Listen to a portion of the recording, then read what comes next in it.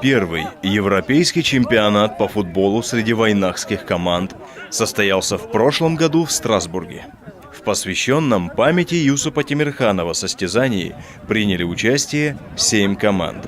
Одержала победу и увезла с собой переходящий кубок команда Ниццы.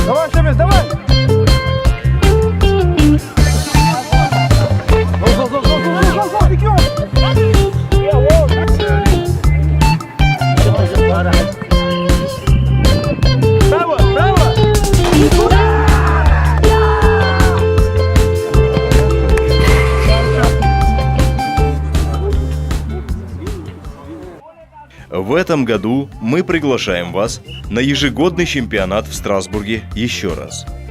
Всех желающих принять участие просим пройти предварительную регистрацию по телефону. Сообщаем также, что в Страсбурге пройдет отборочный чемпионат среди местных команд, финалист которого и попадет на чемпионат Вайнаха в Европу.